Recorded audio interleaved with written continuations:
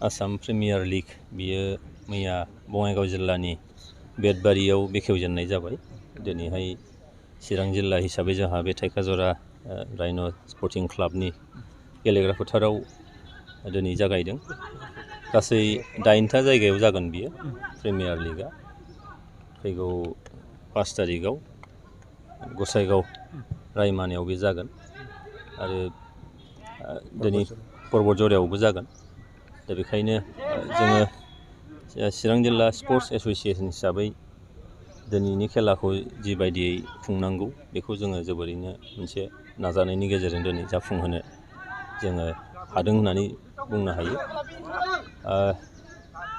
आरो दिनैहाय फुटबला थांनाय बिटिआर सुक्तिनि उनाव जि मोनसे नैबे ओनसोला सान्थि फैबाय, बे सान्थि फैनायनिफ्राय जों नुदों जे जोंनि फोथारफ्रा जेराव सामथाय दुनो लाबायमोन, हाग्रा दुनो लाबायमोन, बेनिफ्राय देग्लाय बोसोरसेयाव आं बिदि खोनायाखै जे थांनाय माखासे समाव बेबायदि कम्पिटिसन गैयिखाय हांसोनि बेदरनि माबा माबि खेलाया जोबोद जासोगारदोंमोन। खिन्थु बे बोसोरसेयाव आङो बिदिखौ नुवाखै माने। बियो जोंनि थाखाय जोबोद मोजां लैखोन।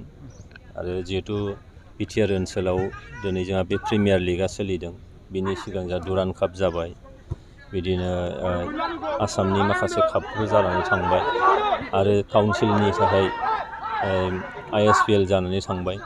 दा बेजों जोंनि गेलेगिरिफोरनि फुटबल गेलेगिरिफोर आरो फुटबल मोजां मोनग्राफोरनि गोसो गोरबोआव जोबोद मोनसे रंजानाय फैदों। आरो जिहेथु दिनैहाय बिटिआर सोरखारनिफ्रायबो क्लाब लिगआव जायफ्रा गेलेदों देरहासार जादों बिसोरनो क्लाबनो 5 लाख खरि फोसावदों।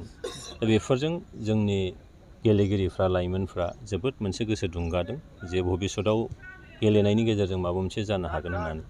आरो नैबे आसाम स्टेट प्रिमियार लिग, बे लिगनि गेजेरजोंबो आं सानो जे चिरां जिल्लायाव फुटबल बा जोंनि बिटिआर ओनसोलाव फुटबलनि मोनसे जावरिखांनाय दंखायो। आरोबाव बेबायदि खेलानि गेजेरजों जोंनि गेलेगिरिफ्रा आरोबाव आगानसे बिथांमोनहा गोसोआव बोलो मोनबावगोन आरो बे जोंनि भबिष्यतआव जोंनि नैबे बिटिआर ओनसोलाव फुटबलनि मोजां मोनसे थासारि निस्सय फैगोन। आरो जों मिजिं खालामनो हायो बेबायदि थांबाय थानो हायोबा, लांबाय थानो हायोबा जोङो दिनै भारतबर्षआव नुदों जे माने इन्टारनेसनेल लेभेलनि मोनसे मोजां टिम जोङो वर्ल्ड काप गेलेनो हानाय मोनसे टिम जोंनो मोननो हायाखै।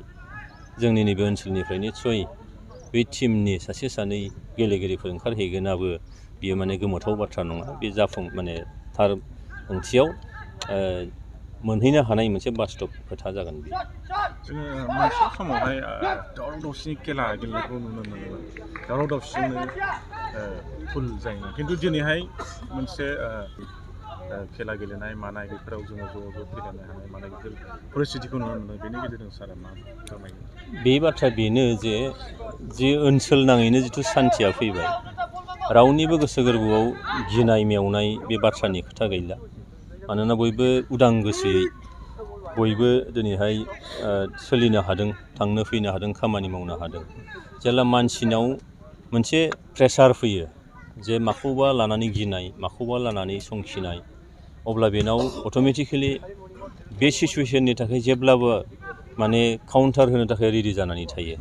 दा खिन्थु दिनै जों नुबाय बयजोंबो गोरोबलायनाय, बयजोंबो थांलाय फैलाय खालामनो हानाय, रायज्लायनो हानाय, सावरायनो हानाय बे थासारि फैनाय लोगो लोगोनो दिनै खेलानि बिथिङावबो जेराव जोङो राफ मोनसे जोंनि आखल आखुफ्रामोन बा बिदि साननाय हनाय बा जोंनि बेब'हारफ्रा दङमोन, दिनै बियो बयबो जेराव नों राफ खालामोबा सोरबायाबो राफ खालामगोन, सोरबाया राफ खालामोबा नोंबो बिदिनो खालामनो नाजागोन।